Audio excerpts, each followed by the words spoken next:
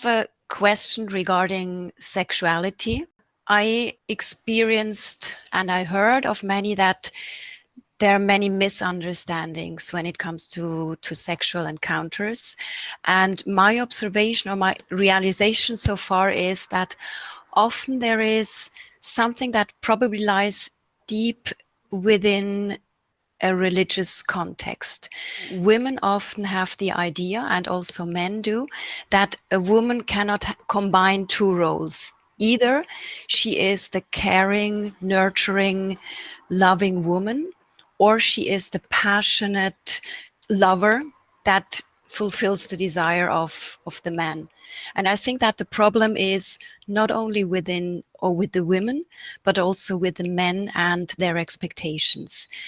The woman not knowing if I am more the whore, will that be considered as being bad? If I am more the saint, is that considered to be boring? And the man probably also has the same problems, that he doesn't know what can I demand from the woman. So in context of spirituality, how to deal with that, what I feel is something that has trickled down over centuries from a religious standpoint. How can we dissolve that, tackling it from a spiritual aspect? The first thing is to understand the context in which this limited experience of womanhood happens. And that, as you yourself mentioned, happens because of the Judeo-Christian context in which, say, someone like yourself has grown up. You won't find the same thing in other cultures. You won't find that in the Indian subcontinent quite as much, because you do have a wide range of female goddesses, each one representing, different aspects of a female's personality or ability for personality. So right from Kali, who's the angry goddess who cuts off the heads of men and hangs them around her neck, to the more gentle Saraswati, the goddess of learning. We have also the Dasha Mahavidya, the 10 main female goddesses, right from the Virgin to the crone.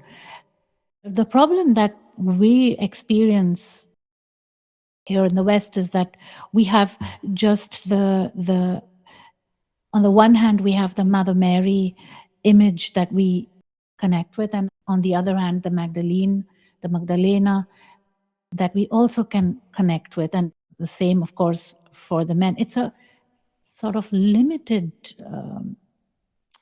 offering.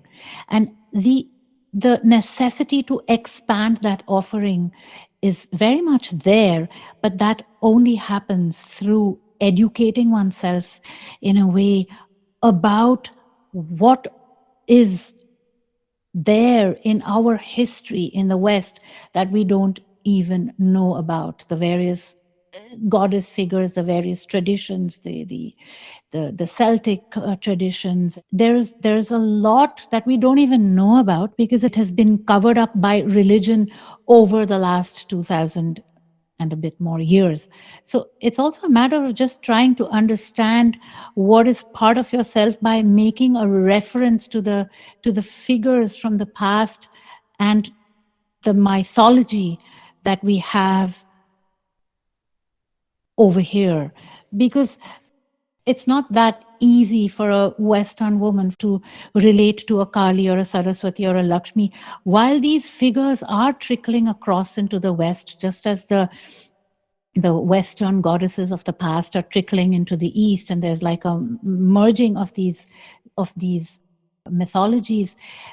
It still is very important for a female here, as well as males, to understand their past, to educate themselves about it.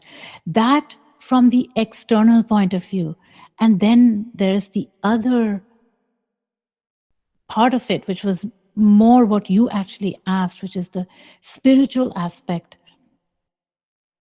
which is how does one experience and allow those various shades and parts that are you to express themselves in a way that it is acceptable? As a woman, the biggest challenge you face in today's day and age is that you're not allowed to be as much of a woman as you actually could be.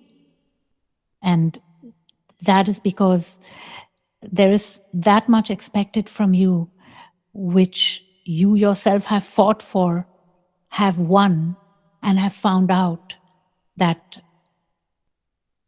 it may not exactly be everything that you want. It is a finding back to your femininity. You live in Switzerland. If you walk on the street on Bahnhofstrasse or Paradeplatz or one of these places and observe how women walk, there's not much of a difference anymore between how women walk and men walk. And yes, one could say, well, that is gender fluidity and it's an androgynous culture that's growing. No, that's not what it is. It is that women are not as much in touch with their own femininity, and men are not in touch with their own masculinity. And this is not a gender discourse in terms of non-binary gender experiences. I'm talking about those who consider themselves quite clearly or feel female, or those who feel male. We're talking about those right now, not about the others. The point is that the more a female is responding to the ego's demands and not to the impulse, that quiet impulse of the truth, the more she will move away from her own femininity. And this means also that her femininity gets compressed into simplistic images, which she then projects, rather than to feel herself, to feel the truth. And what is very interesting is that the impulse of the soul source impulse, the more you move out of that noise around and you move into this quiet of the center and you move into a state of real surrender, the more you are actually responding to the impulse which is masculine in nature. To simplify it, it is like the male within, the maleness of the source impulses the femaleness of the body to act in a way that is really female. This discourse, of course, is different for those who don't identify so clearly with one sex or the other. But in this particular context, this is how it works. So the more thisness is in surrender to the truth of the being, the more this will act in its purer female state. And that experience of limitedness and narrowness dissipates, and you can really be the female that you are. The more in surrender, the more true to your femaleness. And all these imprints of culture, these limiting imprints, including the genetically inherited imprints of religion, will dissolve in that process of surrender. It's a very fascinating and amazing, actually, experience.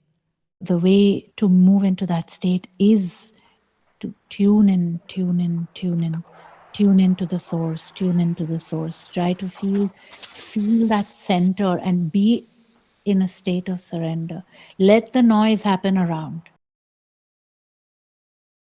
Move inward. Be here, be now, be present, tune in, and gradually you'll start to feel an impulse, an actual material impulse. And when you go with it, and you go with it, and you go with it, fearlessly, fearlessly, fearlessly, you'll feel more and more and more, fleshing out the femaleness that you are. Yes, I'm curious now.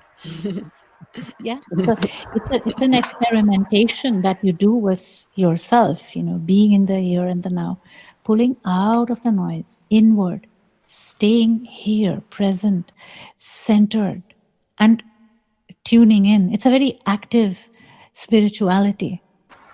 You don't have to sit and meditate. This moment is the moment.